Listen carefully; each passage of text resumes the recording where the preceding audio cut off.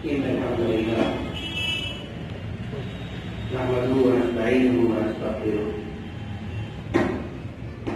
ونعوذ بالله من شرور أنفسنا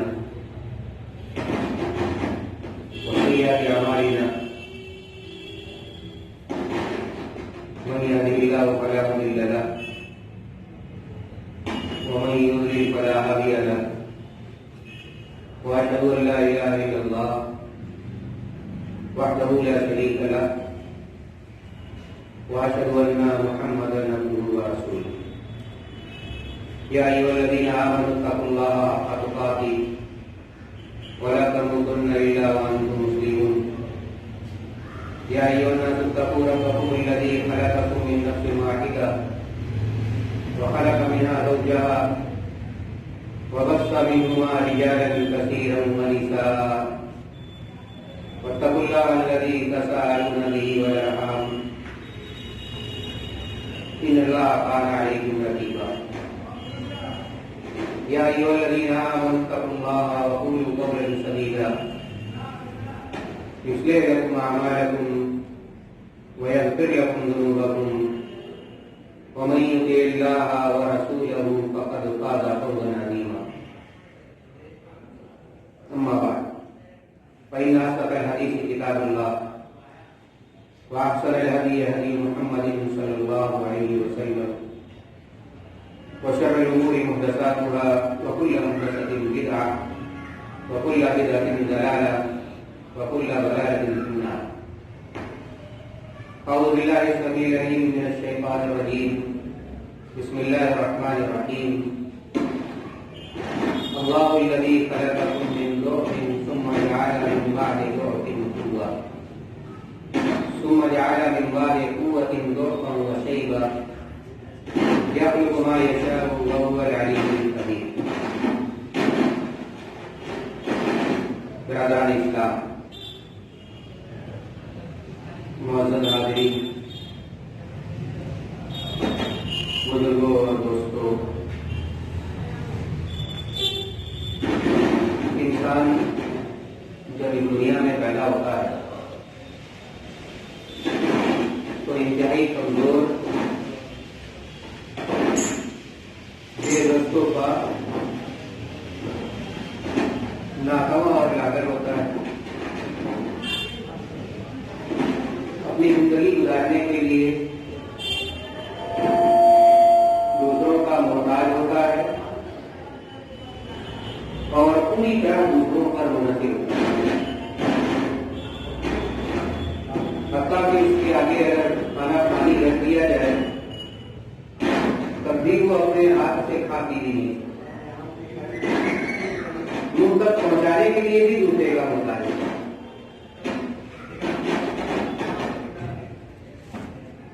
اپنے جسم کی غلاظت اور گندگیوں کو بھی صاف نہیں کر سکتا. اسے اپنے اچھے برے کی کمی نہیں ہوتی، فائدے نقصان کی پہچان نہیں ہوتی.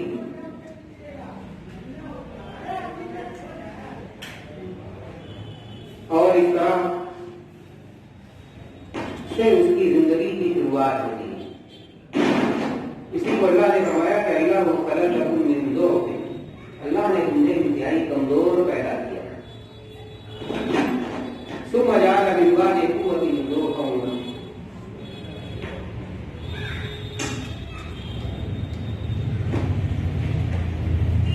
ثم جعل من بعد ضعف قوة،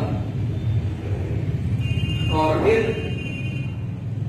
اللہ رب العالمین اس ضعف کے بعد، اس کمزوری کے بعد رفتہ رفتہ بچے کے جسم میں اللہ رب العالمین طاقت و قوت اور توانائی پیدا کرتا ہے. حتی بلغ اشدہ، یہاں تک کہ وہ جوان ہو جاتا ہے. اور جوانی کا کچھ دن گزارنے کے بعد پھر زندگی کی دوسری ڈھلان پر پہنچ جاتا ہے. آہستہ آہستہ پھر کمزور ہونے لگتا ہے، پھر دوسروں کا محتاج ہو جاتا ہے. اور دوسروں کے سہارے زندگی گزارنے لگتا ہے۔ ہم جب پیدا ہوئے کسی کام کے نہیں تھے، اپنا کچھ کر نہیں سکتے تھے۔ اللہ رب العالمین نے اپنی مہربانی سے، اپنی رحمت سے ہمیں نہ صرف یہ کہ پیدا کیا، بلکہ ہمیں اس کمزوری کے دور سے باہر بھی نکالا، اور ہمارے ماں باپ کے دلوں میں اتنی محبت پیدا کی، اتنی الفت اور شفقت ڈال دی کہ انہوں نے خود بھوکے رہ کر بھی ہمارے لیے کھانے پینے کا انتظام کیا، خود تکلیفیں جھیل کر بھی ہمارے لیے آرام اور آشائش کا بندوبست کیا، پوری محبت کے ساتھ انہوں نے ہماری زندگیوں کو بھی صاف کیا، ہمارے پیشاب اور پاخانے کی بھی صفائی کی، چہرے پر ناگواری کا کوئی نشان بھی غائب نہیں۔ مگر ہم جب بڑے ہو گئے، جب ہم ہڈے کٹے ہو گئے، جب ہماری ہڈیاں مضبوط ہو گئی، جب ہم جوانی کے مرحلے میں داخل ہو گئے، ہماری خدمت کرنے والے، ہمیں آرام پہنچانے والے، ہمارے لیے تکلیفوں اور دکھوں کو سہنے والے یہ ماں باپ جب ہماری مدد کے محتاج ہو گئے، جب ہماری خدمت کے محتاج ہو گئے، تو ہم نے اپنے ماں باپ سے کنارہ کشی کیا، ہم نے اپنے ماں باپ سے آنکھ پھیر لی، چہرہ دوسری طرف گھما لیا۔ کیا ان کے احسانات کا یہی بدلا ہے؟ کیا ان کی محنتوں کا یہی صلہ ہے؟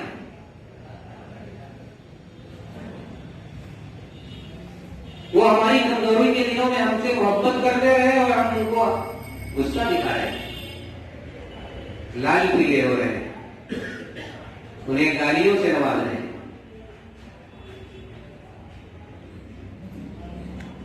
یہ سب کچھ ہم اپنے سماج میں، اپنے معاشرے میں ماں باپ کے ساتھ ہوتا ہوا دیکھ سکتے ہیں، اپنے نوجوان بھائیوں کے بگاڑ کی شکل میں دیکھ سکتے ہیں۔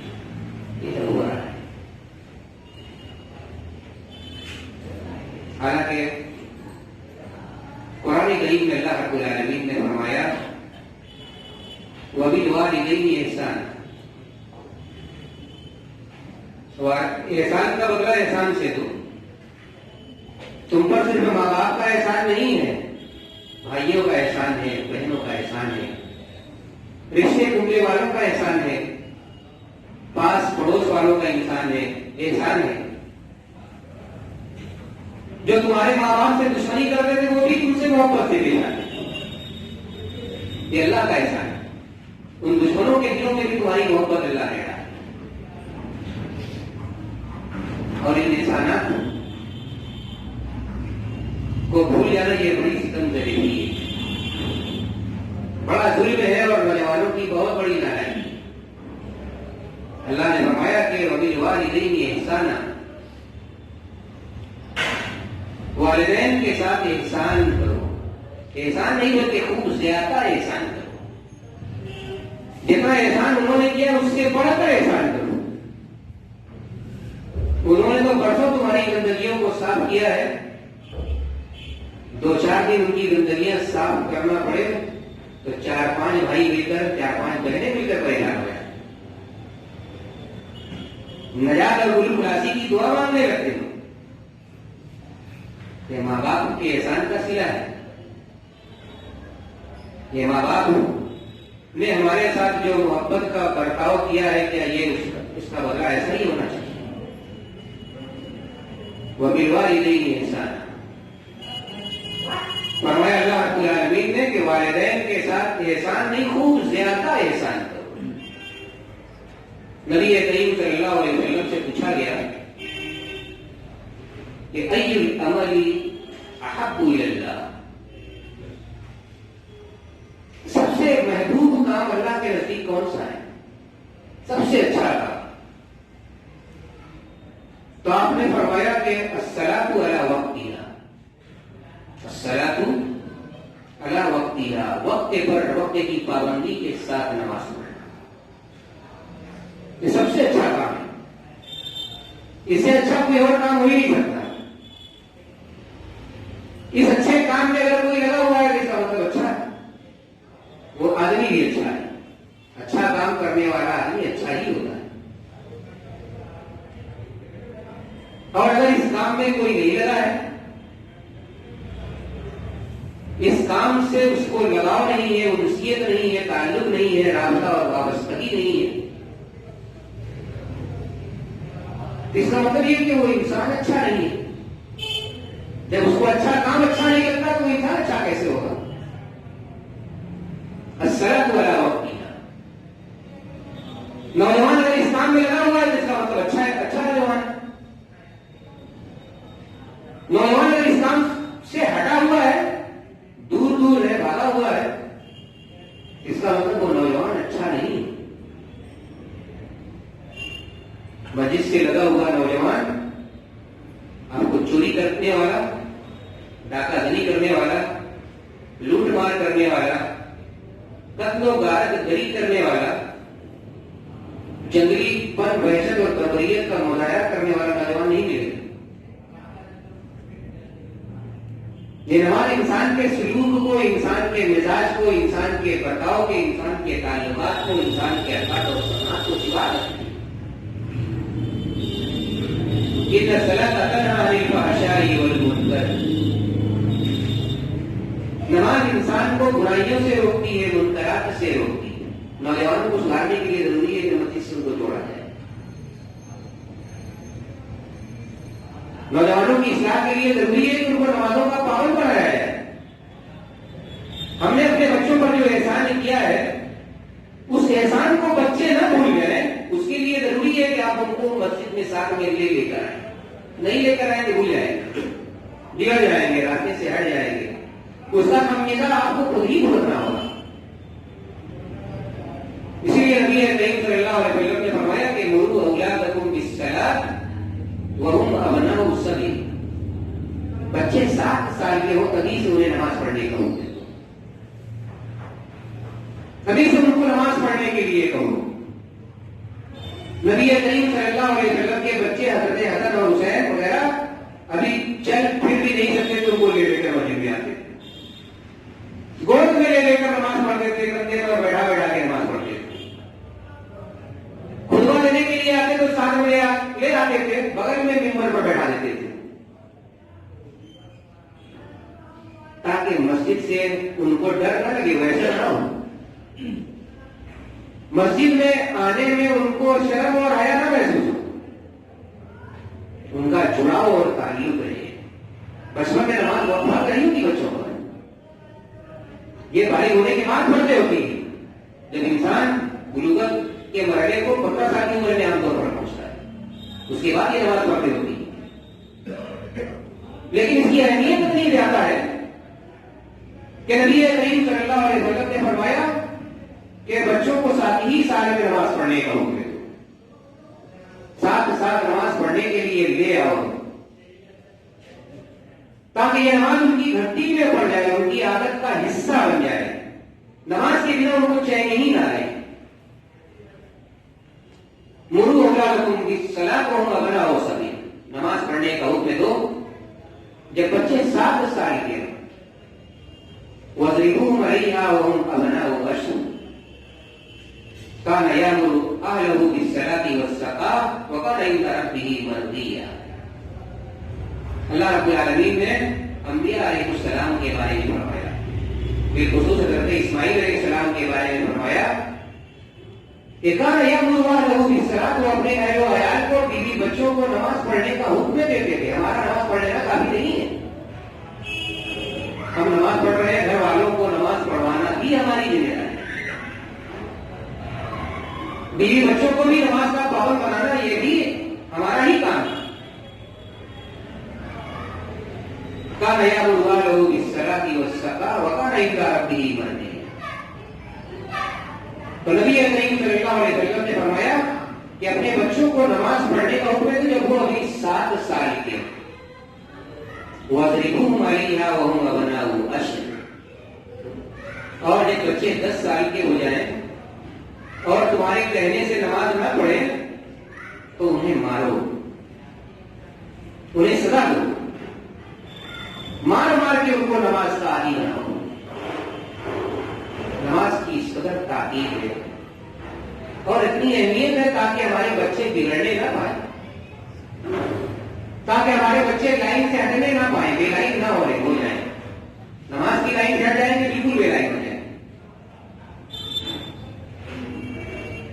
تو نبی کریم صلی اللہ علیہ وسلم سے پوچھا گیا کہ ای الامر احب الی اللہ قال الصلاۃ علی وقتها.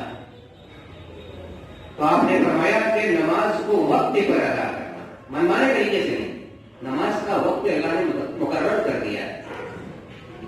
اس وقت کے اندر یہ نماز کی ادائیگی ہونی چاہیے, جماعت کے ساتھ ہونی چاہیے, اطمینان اور سکون کے ساتھ نماز پڑھی جانی چاہیے, تعدیل ارکان کے ساتھ. بہت کھٹک کھٹ پرندوں کی طرح چوش مار دینا نماز نہیں, اطمینان اور سکون کے ساتھ دل لگا کر پوری توجہ کے ساتھ پڑھنا, تب نماز کے فوائد حاصل ہوں گے. الصلاۃ علی وقتها, نماز ہی سب سے اچھا کام, اور جو اس کام کو کریں گے وہ سب سے اچھے لوگ ہوں گے. کسی بھی سماج اور معاشرے پر آپ نظر ڈال لیں, آپ کو اچھے لوگ وہی ملیں گے جو نماز کے پابند. آپ کے گھر کے اندر کے اچھے لوگ وہی ہوں گے جو نماز پڑھ رہے ہیں. نماز نہیں پڑھیں گے اچھے نہیں بنیں گے. انہیں اچھا بنانے کے لیے ضروری ہے کہ ان سے نماز پڑھایا جائے. پھر آپ سے پوچھا گیا ثم آئیے, نماز پڑھنا یہ سب سے اچھا کام ہے, اور اس کے بعد دوسرے نمبر پر کون سا کام؟ ثم آئیے. تو آپ صلی اللہ علیہ وسلم نے فرمایا بر الوالدین, ماں باپ کے ساتھ اچھا سلوک اور اچھا برتاؤ کرنا. جس طرح اچھا سلوک, اچھا برتاؤ, اچھی خدمت انہوں نے بچپن میں ہمارے ساتھ کی, اسی طرح ماں باپ کے ساتھ اچھا سلوک کرنا, اچھا برتاؤ کرنا, یہ نماز کے بعد دوسرے نمبر پر سب سے اچھا کام. انسان اپنے ماں باپ کا وفادار ہو جائے, اپنے ماں باپ کا خدمت گزار ہو جائے, ان کے راضی اور خوش رکھنے لگے, تو یہ بھی اس کے اچھا ہونے کی, بہترین ہونے کی, صالح ہونے کی علامت. اور تمام نوجوانوں میں یہ خوبی پیدا کرنی ہوگی, ضروری ہے. انسان اگر اپنے اندر یہ خوبی نہیں پیدا کرے گا, والدین کی خدمت کا جذبہ نہیں پیدا کرے گا, والدین کی اطاعت کا جذبہ نہیں پیدا کرے گا, والدین کو خوش رکھنے کا جذبہ اگر اپنے اندر نہیں پیدا کرے گا, اللہ کو ناراض کر بیٹھے گا, اللہ کی رحمت سے مایوسی کو گلے لگا لے گا. نبی کریم صلی اللہ علیہ وسلم نے فرمایا کہ جس نے اپنے والدین کو بڑھاپے میں پایا, دونوں کو پایا یا ایک کو پایا, اور ان کی خدمت کر کے اپنی مغفرت کا انتظام نہیں کر پایا, وہ انسان بڑا بدنصیب ہو.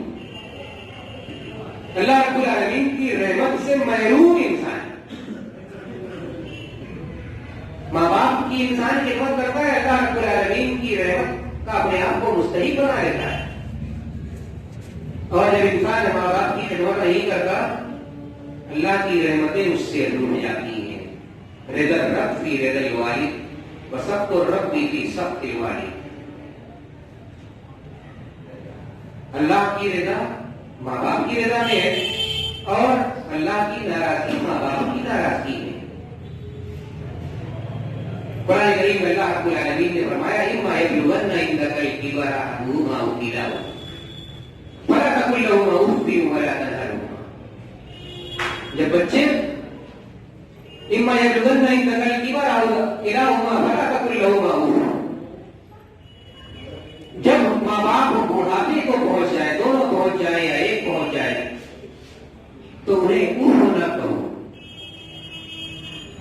انہیں اوہ نہ کہو. ہو سکتا ہے تمہاری مرضی کے خلاف وہ بات بولے، تمہاری مرضی کے مطابق نہ رہے، تمہاری منشا کے خلاف کوئی کام کرے، پھر بھی اس پر ناراضگی کا اظہار نہ کرو، غصہ مت دکھلاؤ. فلا تقل لهما اف بھی نہ کہو،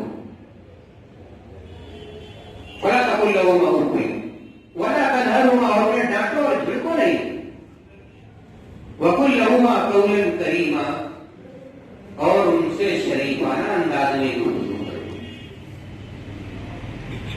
شریفانہ انداز میں اڑک کر ڈانٹ کر، حاکمانہ انداز میں نہیں، غلامانہ انداز میں جھک کر لٹک کر ان کے سامنے رہو. اما یبلغن عندک الکبر احدهما او کلاهما فلا تقل لهما اف ولا تنهرهما وقل لهما قولا کریما. انسان کے اندر یہ ساری خرابیاں ہیں، یہ بگاڑ ہے. ماں باپ کے احسانات کو بھول جاتا ہے، رشتے داروں کے احسانات کو بھول جاتا ہے، پاس پڑوس والوں کی محبتوں کو بھول جاتا ہے.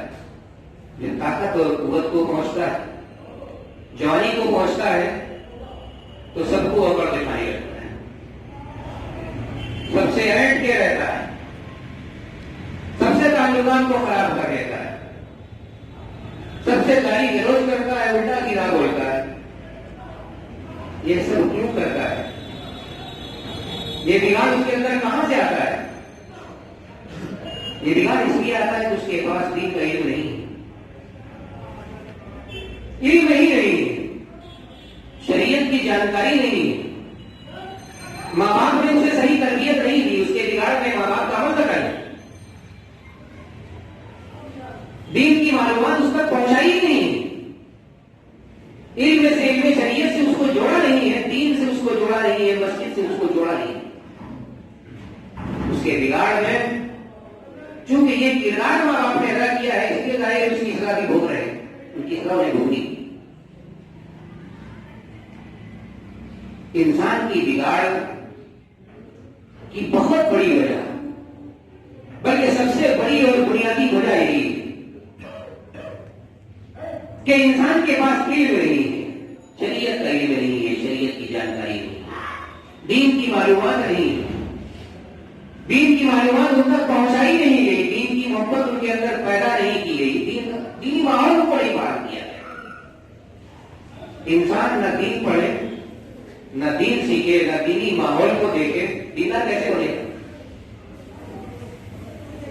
دین کو پڑھا بھی نہیں ہے، اس نے دینی ماحول کو دیکھا بھی نہیں، دین کو اس نے سنا بھی نہیں، وہ دیندار ہوگا کیسے؟ اس کے بگاڑ کا علاج ہوگا کیسے؟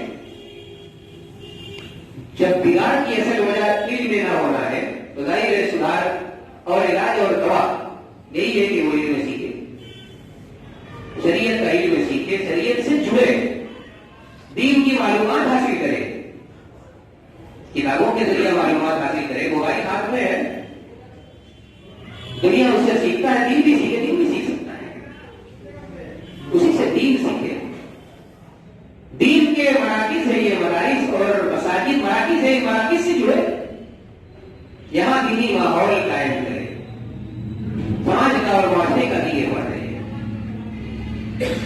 کہ مسجدوں میں دینوں میں دینی ماحول پیدا کیا جائے، ایسا ماحول جہاں آ کر انسان کچھ دین سیکھ سکے، دین کو محسوس کر سکے، دینی کتابوں کے پڑھنے پڑھانے کا، دینی کتابوں کے سننے سنانے کا، دین کے مسائل کو سیکھنے اور سکھانے کا، اس طرح کی مجلسوں کے مسلسل انعقاد کا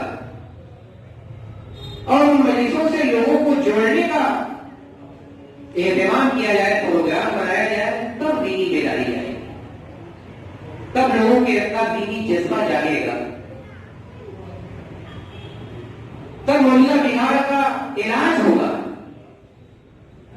آج کا نوجوان پوری پوری رات موبائل پر کھیل تماشے میں گزار دیتا ہے، لایانی اور فضول کاموں میں، اس سے اس کا نہ دین کا بڑا ہونا ہے، نہ دنیا کا بڑا ہونا ہے، الٹا نقصان ہونا ہے.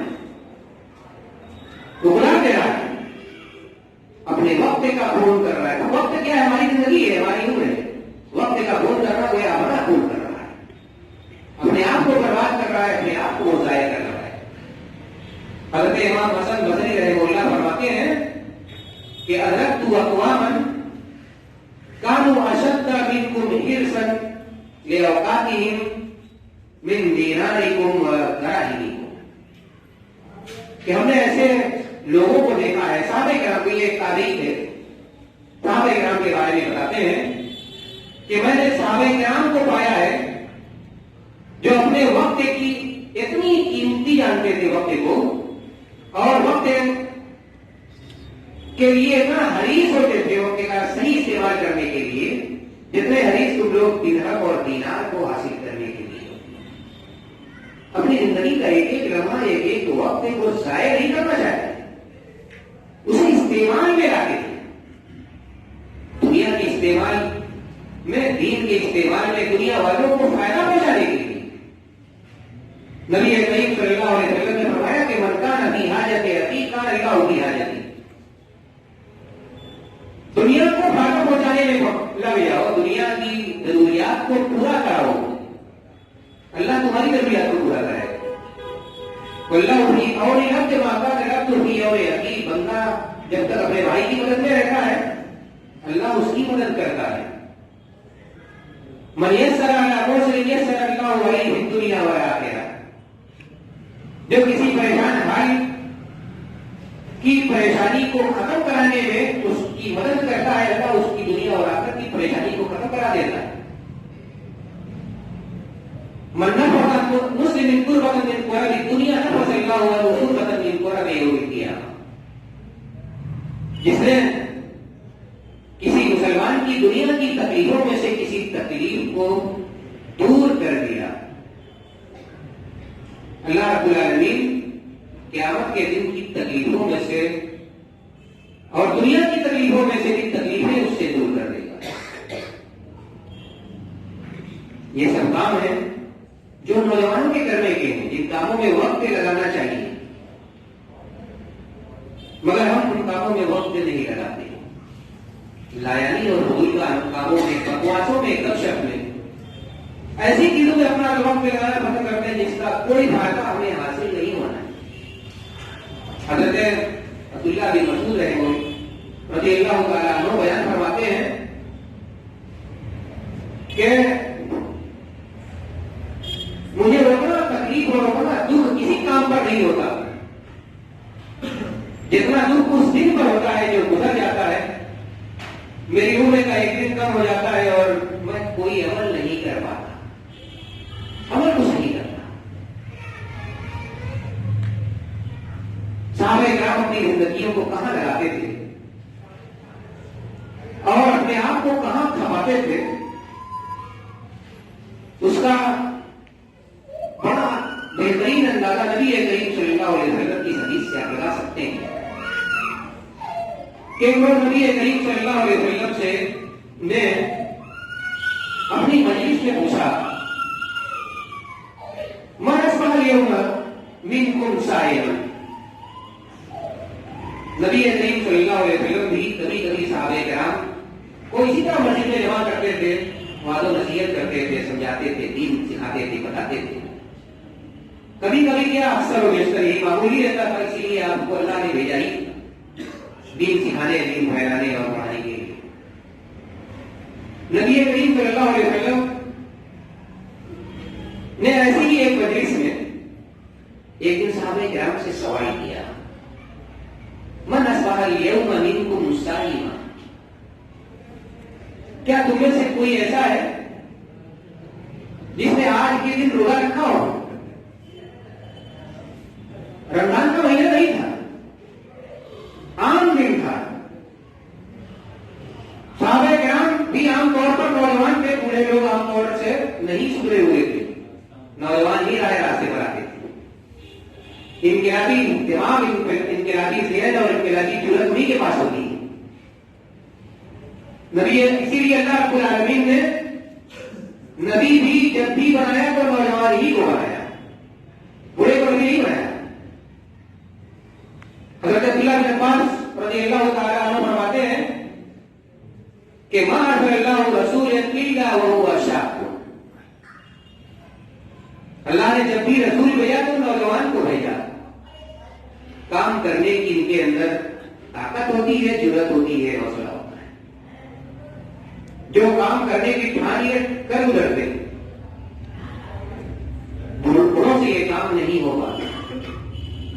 نبی کریم صلی اللہ علیہ وسلم نے اپنے ایک صحابی حضرت مصعب بن عمیر جو ابھی 40 سال کے نہیں، 30 اور 40 کے درمیان تھے، اس عمر کے لوگوں کو نوجوان کہا جاتا ہے، جوان مانا جاتا ہے، مدینے ہجرت سے 2 سال پہلے مدینے میں لے لیا اور اس لیے بھیجا کہ مدینے میں اسلام پھیلانا ہے، دین سکھانا ہے۔ ابھی 2 سال بھی نہیں گزرے تھے کہ مدینہ کے ہر گھر میں انہوں نے اسلام پہنچا دیا۔ اپنے مقصد کے تئیں کتنی زیادہ ان کو لگن تھی اور کتنی محنت تھی کہ 2 سال کے اندر انہوں نے مدینہ کے ہر گھر میں اسلام پہنچا دیا۔ کوئی ایسا گھر نہیں تھا جس گھر کا کوئی نہ کوئی آدمی مسلمان نہ ہو گیا۔ یہ نوجوانوں کی طاقت ہوتی ہے، یہ نوجوانوں کے وقت کا استعمال، صحیح استعمال ہوتا ہے۔ نبی کریم صلی اللہ علیہ وسلم نے اپنی مجلس میں پوچھا کہ من اسمع اليوم منکم صائما، تم میں سے کون ہے جس نے آج روزہ رکھا ہو؟ قال ابو بکر، انا، ابو بکر رضی اللہ عنہ نے کہا کہ میں نے۔ اللہ نے نبی کریم صلی اللہ علیہ وسلم کو نبوت 40 سال کی عمر میں دی تھی۔ ابو بکر رضی اللہ تعالیٰ عنہ ان سے 3 سال چھوٹے تھے، یعنی ابھی بھی وہ بھی نوجوان تھے جو مسلمان تھے۔ تو نبی کریم صلی اللہ علیہ وسلم نے پوچھا کہ تم میں سے کون ہے جس نے آج روزہ رکھا ہو؟ ابو بکر رضی اللہ تعالیٰ عنہ نے کہا میں نے روزہ رکھا، فرض روزہ نہیں تھا، یہ نفلی روزہ۔ آج کا نوجوان اپنی زندگی کا جائزہ لے، نفلی روزہ تو بڑا دور کا معاملہ لگتا ہے۔ کتنے نوجوان ایسے جو فرض روزے کو کھا جاتے ہیں، فرض روزہ نہیں رکھ پاتے، وہ ان کو پہاڑ معلوم ہوتا ہے۔ اتنی دیر بھوک اور پیاس کو برداشت کرنے کی وہ اپنے اندر ہمت نہیں پاتی۔ گناہوں نے، معصیتوں نے، جرائم نے ان کے دل و دماغ پر مہر اور سب لگا رکھا ہے۔ نبی کریم صلی اللہ علیہ وسلم نے سوال کیا کہ تم میں سے کون ہے جس نے آج روزہ رکھا ہو؟ ابو بکر رضی اللہ تعالیٰ عنہ نے کہا ہاں میں نے روزہ رکھا ہے۔ آپ نے بڑا مشہور واقعہ سنا ہوگا کہ نبی کریم صلی اللہ علیہ وسلم کے زمانے میں 3 نوجوان تھے جنہوں نے یہ عہد کر رکھا تھا ہمیشہ روزہ رکھیں۔ یہ بھی نوجوان تھے، ان کی بیماری کا کیا عالم تھا کہ ایک نے اس میں سے یہ طے کر لیا کہ ہم ہمیشہ روزہ رکھیں گے، کوئی بھی بغیر روزے کا ہو جائے ایسا نہیں ہوگا۔ نبی کریم صلی اللہ علیہ وسلم کو ان کی یہ حد سے بڑی ہوئی زندگی اچھی نہیں لگی، انہیں سمجھایا، منع کیا، بات کو سمجھایا تو دوڑ گئے کہ تم اتنا روزہ مت رکھو، ہر مہینے میں 3 دن رکھ لو، اتنا کافی ہے۔ تو کہنے لگا کہ یا رسول اللہ ہمارے اندر طاقت ہے، اس سے بھی زیادہ روزہ رکھنے کی اور روزہ رکھنے کی آپ ہمیں اجازت دیجیے۔ نبی کریم صلی اللہ علیہ وسلم نے فرمایا کہ ہفتے میں 2 دن رکھ لو، سوموار اور جمعرات کے دن، یہ سب مصروف روزے۔ انہوں نے کہا کہ ہمارے اندر اس سے بھی زیادہ روزہ رکھنے کی طاقت ہے، روزہ رکھنے کے لیے نبی کریم صلی اللہ علیہ وسلم سے اجازت مانگ رہے ہیں، درخواست کر رہے ہیں اور زیادہ روزہ رکھنے کی اجازت دے دی جائے۔ نبی کریم صلی اللہ علیہ وسلم نے فرمایا کہ اب ایسا کرو کہ 1 دن روزہ رکھو اور 1 دن ناگا کرو، 1 دن روزہ رکھو اور 1 دن ناگا کرو۔ صحابہ کرام نے جو عبادتوں کو اتنا زیادہ انجام دینا چاہتے تھے کہ نبی کریم صلی اللہ علیہ وسلم کو منع کرنا پڑتا، مجھ سے آگے مت بڑھو، جتنے پر میں اتنے ہی بڑھو۔ حضرت عبداللہ بن عمرو بن عاص رضی اللہ تعالیٰ عنہ کی نبی کریم صلی اللہ علیہ وسلم کے پاس شکایت پہنچائی ہے۔ نوجوان آدمی نے نئی شادی کی تھی، بیوی کی طرف دھیان نہیں دیتے تھے، رات بھر نماز پڑھ رہے ہیں، قرآن پڑھ رہے ہیں۔ باپ نے بھی سمجھایا، گھر والوں نے بھی سمجھایا، نہیں مانے۔ نبی کریم صلی اللہ علیہ وسلم کے پاس ملا کر شکایت پہنچ گئی کہ یہ رات بھر نمازی پڑھتے رہتے ہیں، قرآن پڑھتے رہتے ہیں، شادی ہو رہی ہے بیوی والے ان کا کون ادا کرے گا؟ نبی کریم صلی اللہ علیہ وسلم نے بلوایا اور پوچھا کہ سنا ہے رات بھر قرآن پڑھتے ہو، نماز پڑھتے ہو؟ کہا ہاں، میں نے اللہ سے یہ عہد کر لیا ہے کہ ہر دن ہر رات میں ایک قرآن ختم کریں گے، اس لیے ہمیں یہ قرآن پورا روزانہ ختم ہی کرنا ہے۔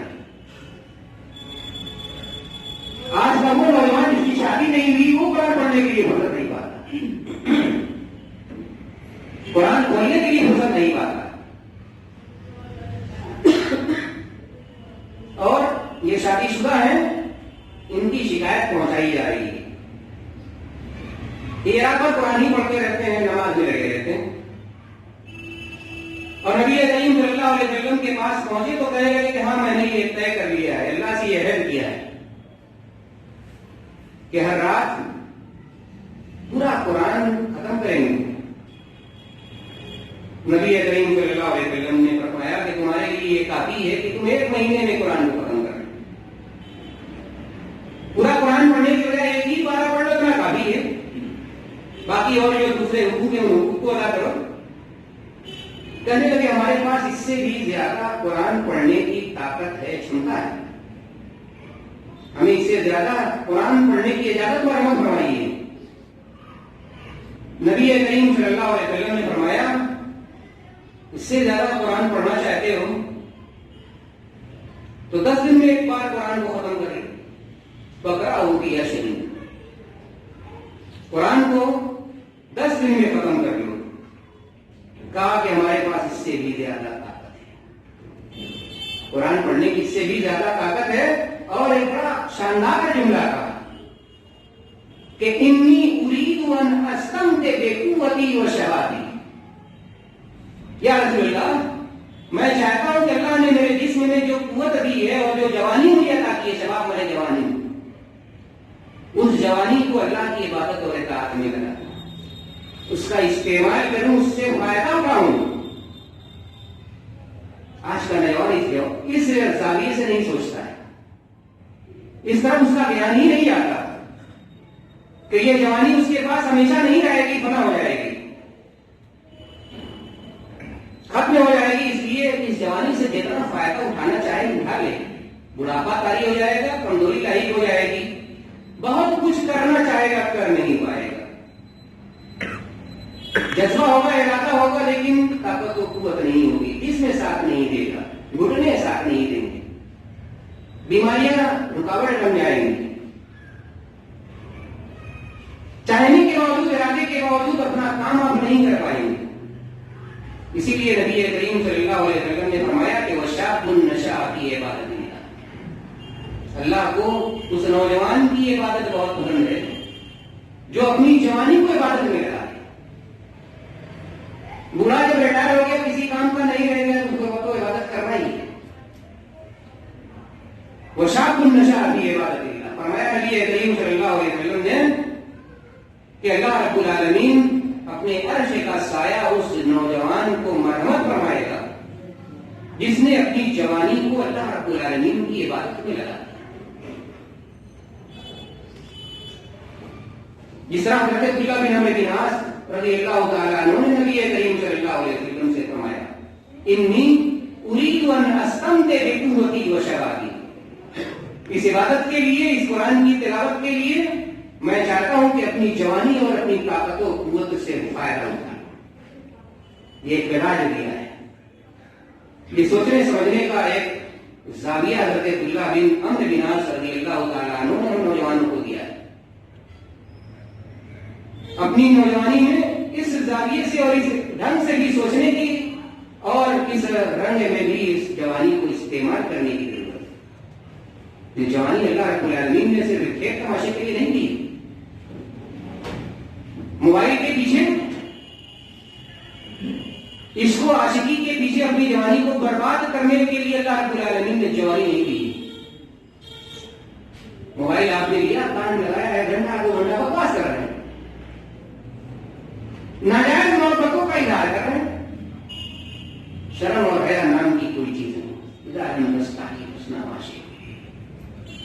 جس کسی کی لڑکی سے، جس کسی کی بہن سے یہ آپ نے ناجائز اس کو عاشقی کا چکر چلا رکھا ہے، گھنٹے 2 گھنٹے 4 5 گھنٹے رات رات بھر بات چیت کرتے رہتے ہیں، آخر وہ بھی کسی کی بیٹی ہے، وہ بھی کسی کی بہن ہے۔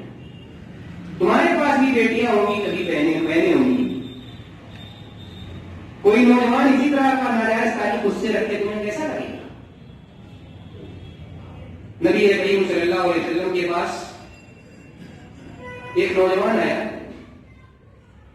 مسلمان ہونے کے لیے آیا، کہنے لگا یا رسول اللہ اسلام کی سب باتیں ہم مان لیں گے، سب پر عمل کریں گے، صرف ایک چھوٹ دے دیجیے اجازت۔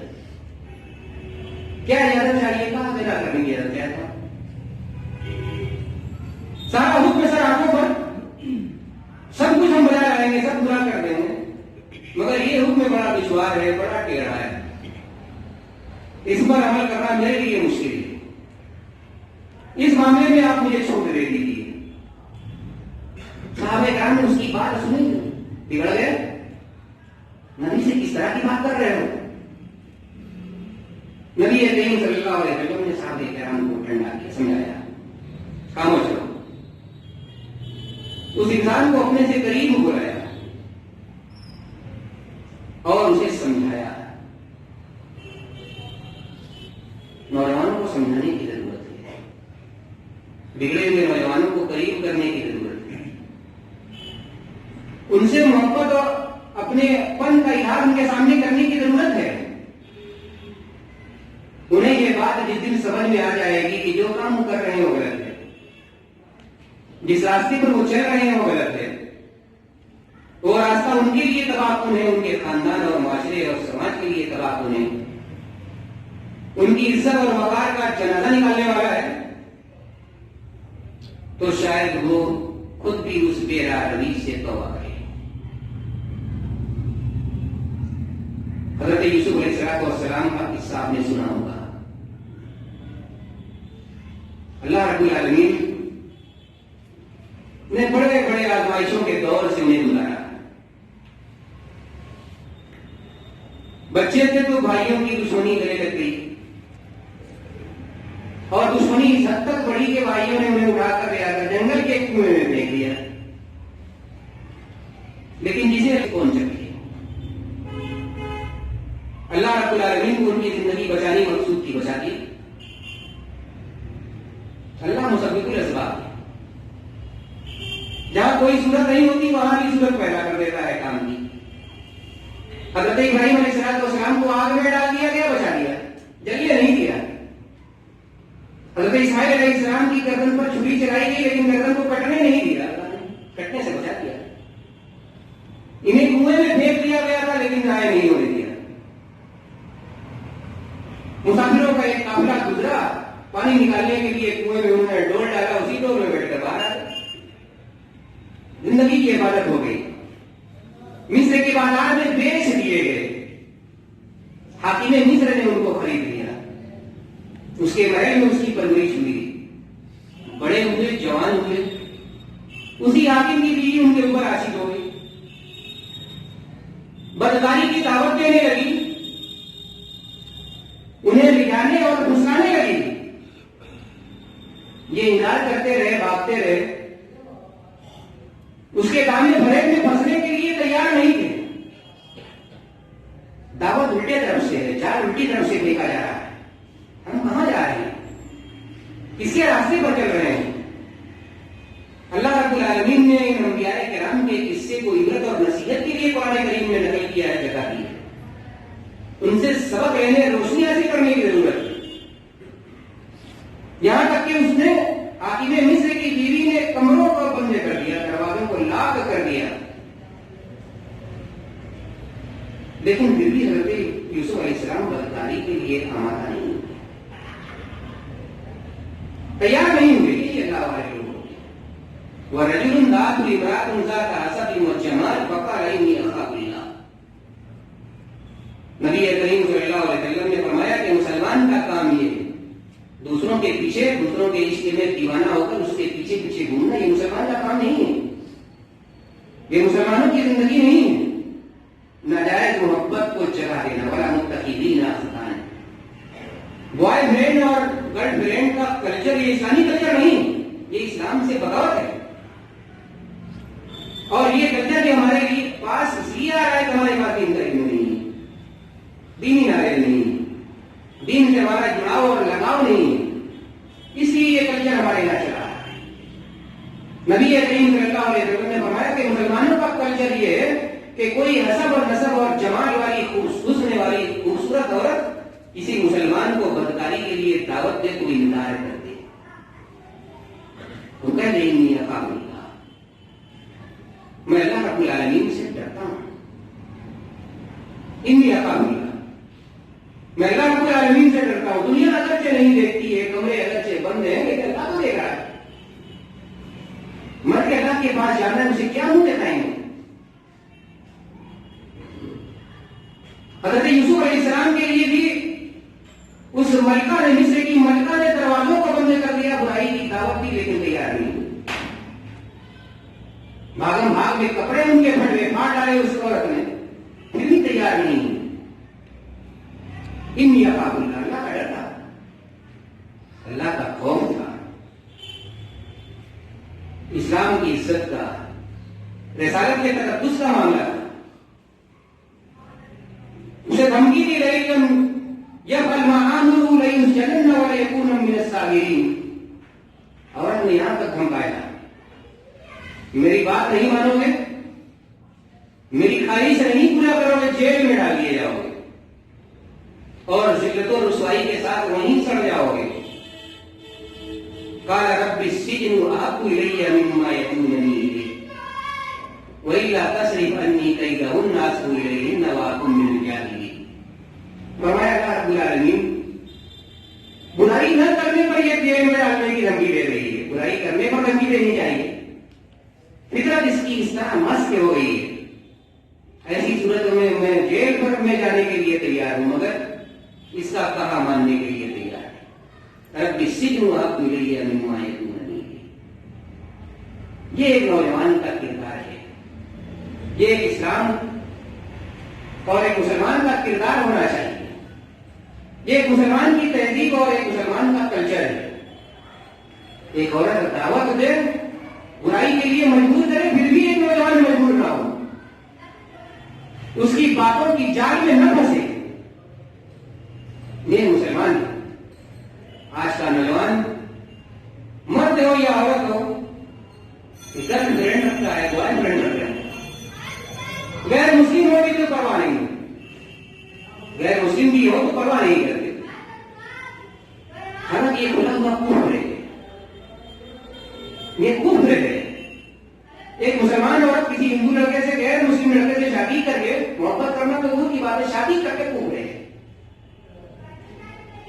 ایک مسلمان لڑکا کسی غیر مسلم لڑکی سے شادی کر کے ناجائز محبت تک معاملہ نہیں کرتے، شادی کر لے تو بھی کفر ہے. ظاہر محبت رکھنا اور کچھ چپ ملاقاتیں کرنا یہ تو اس سے بھی بڑا جرم ہے. وَلَا تَنكِحُوا الْمُشْرِكَاتِ حَتَّىٰ يُؤْمِنَّ وَلَعَبْدٌ مُّؤْمِنٌ خَيْرٌ مِّن مُّشْرِكٍ وَلَوْ أَعْجَبَتْكُمْ. فرمایا اللہ رب العالمین نے کہ مشرکات سے شادی نہ کرو، اور عورتوں سے کہا کہ مشرکوں سے شادی نہ کرو. حضرت ام سلیم رضی اللہ تعالی عنہ بڑی مشہور صحابیہ ہیں، بڑے واقعات ان کے حدیث کی کتابوں میں موجود ہیں. انہیں ابو طلحہ انصاری رضی اللہ تعالی عنہ نے پرپوزل کیا ان کو شادی کرنے کے لیے، پیغام بھیج دیا. مسلمان نہیں تھے، وہ ان کو جانتی تھی، وہ ان کو جانتے تھے. مالدار آدمی تھے، مدینے کے مالدار لوگوں میں ان کا شمار ہوتا تھا. حسین و جمیل تھے، خوبصورت تھے، سب ساری خوبیاں تھیں انہوں نے. لیکن ان میں سلیم نے ان کے اس پیغام کو ٹھکرا دیا. کہا تم مشرک ہو، تم کافر ہو، میرے لیے حلال ہی نہیں ہے. تمہاری ساری انسانی خوبیاں اپنی جگہ پر ہیں، لیکن جب تک تم مسلمان نہیں ہو گیا تم شادی نہیں کر سکتے. ابو طلحہ کو ان سے شادی کرنی تھی، ان کی محبت ان کے ذہن و دماغ پر حاوی تھی، وہ مسلمان ہو گئے.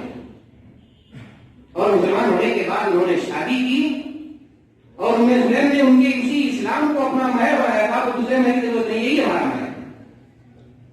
یہ صحابیات تھی۔ دل پھینک کس میں کا انسان مسلمان نہیں ہوتا، کسی نے ڈونا ڈال دیا اس کے چکر میں پھنس گئے، یہ مسلمانوں کا کام نہیں۔ مسلمان اپنی شرائط کے ساتھ رہتا ہے، اپنی عزت اور وقار کے ساتھ رہتا ہے۔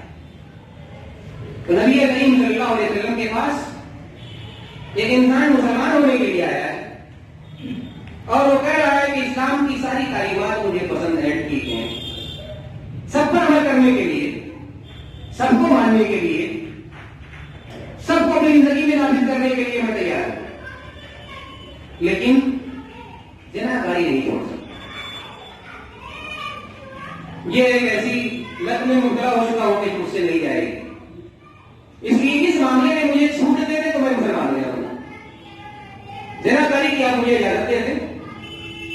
نبی کریم صلی اللہ علیہ وسلم نے اسے سمجھایا اور اسے کہا کس سے زنا کرو گے؟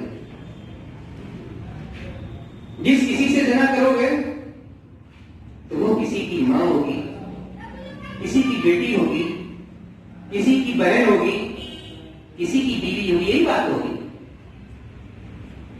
کسی نہ کسی کی ماں ہوگی، کسی نہ کسی کی بیٹی ہوگی، کسی نہ کسی کی بہن ہوگی، کسی نہ کسی کی بیوی ہوگی، کسی نہ کسی کی خالہ ہوگی، کسی نہ کسی کی وہ پھوپھی ہوگی۔ تم کس کے ساتھ زنا کرو گے؟ کیا تمہیں یہ پسند ہے کہ تمہاری ماں سے کوئی زنا کرے؟ کیا تمہیں یہ پسند ہے کہ تمہاری بیٹی کے ساتھ کوئی زنا کاری کرے؟ کیا تمہیں یہ پسند ہے کہ تمہاری بہنوں کے ساتھ کوئی زنا کرے؟ کیا تمہیں یہ پسند ہے کہ تمہاری پھوپھی اور خالہ کے ساتھ کوئی زنا کرے؟ جب تم اپنے ان قریبی رشتے داروں کے ساتھ زنا کو پسند نہیں کرتے تو دوسروں کی رشتے داروں کے ساتھ تم زنا کرنا کیسے پسند کر سکتے ہو؟ اور ایک زنا کار انسان جس راستے سے دوسرے کے یہاں زنا کرنے کے لیے جاتا ہے، اسی راستے سے چل کر کوئی انسان اس کے گھر میں بھی زنا کرنے کے لیے آ جاتا ہے، محدود نہیں رہتا۔ زنا اس کے گھر تک پہنچتا ہے، اس کا اثر پہنچتا ہے۔ اور یہ بڑا حیرت کیوں ہے؟ یہ بڑے بڑے جرائم میں سے، اسلام کی نظر میں جو بہت بڑے بڑے جرائم ہیں، یہ ان جرائم میں سے ایک ہے۔ نبی کریم صلی اللہ علیہ وسلم سے پوچھا گیا ای الذنب اعظم، سب سے بڑا گناہ کون سا ہے؟ تو آپ نے فرمایا کہ ان تجعل للہ ندا وهو خلقک، ان تجعل للہ ندا وهو خلقک، اللہ نے تمہیں پیدا کیا ہے لیکن تم اللہ کو بھول جاؤ، اللہ کی عبادت نہ کرو، غیر اللہ کو اللہ مان لو اور غیر اللہ سے حاجت روائی اور مشکل کشائی چاہنے لگو، تو یہ سب سے بڑا گناہ ہے۔ ان تجعل للہ ندا وهو خلقک۔ پوچھا گیا اس کے بعد کون سا گناہ ہے؟ تو آپ نے فرمایا کہ ان تزانی حلیلۃ الجار، گناہ سب سے بڑے بڑے گناہوں میں سے گناہ یہ ہے کہ تم اپنے پڑوس کی عورتوں کے ساتھ زناکاری اور بدکاری کرو۔ بہت بھاری اور بہت بڑا جرم ہے، اسی لیے شریعت نے اس جرم کی جتنی کڑی سزا بیان کی ہے، کسی دوسرے جرم کی اتنی کڑی سزا نہیں ہے۔ فرمایا گیا کہ جو انسان شادی شدہ ہونے کے باوجود اس بیماری میں زناکاری میں مبتلا ہو، اسے قتل کر دیا جائے، اور قتل بھی گولی مار کر تلوار سے گردن کاٹ کر نہیں، بلکہ اس کو پتھر سے کھینچ کر اتنی دیر تک مارا جائے کہ مر جائے، رجم ہو جائے۔ اتنی بھیانک سزا کسی اور جرم کی اسلام نے نہیں رکھی ہے، جتنی بھیانک سزا اسلام نے اس جرم کی، زناکاری کی جرم کی رکھی ہے۔ اس لیے اس جرم کے نتیجے میں انسان خود بھی خراب ہوتا ہے، سماج اور معاشرے کو تباہ و برباد کر دیتا ہے، خاندان کو بے عزت اور ذلیل و خوار کر دیتا ہے، اور فتنہ فساد کا ایک سلسلہ معاشرے میں شروع کر دیتا ہے، اسے پرواہ چڑھاتا ہے۔ بہت ساری برائیوں اور خرابیوں کی یہ جڑ ہے، اسی لیے اس کی اتنی بھیانک سزا اسلام نے مقرر کی ہے۔ اللہ رب العالمین سے دعا ہے کہ اللہ رب العالمین ہم تمام مسلمانوں کو، خاص طور سے نوجوانوں کو، اس طرح کی تمام بد اخلاقیوں سے، بد کرداریوں سے، بے رویوں سے محفوظ رکھے۔ رب العالمین ہم تمام لوگوں کی اصلاح فرمائے، جب تک ہمیں دنیا میں زندہ رکھے، اسلام پر قائم اور قائم رکھے، اسلام کی تعلیمات کا پابند بنا کر زندہ رکھے۔ اور ہمارا خاتمہ ہو ایمان اور اسلام کے ساتھ ہو، زبان پر کلمہ توحید لا الہ الا اللہ محمد رسول اللہ جاری ہو۔ اقول قولی ھذا واستغفر اللہ لي ولکم ولسائر المسلمین واستغفروہ انہ هو الغفور الرحیم۔ والسلام علیکم ورحمۃ اللہ۔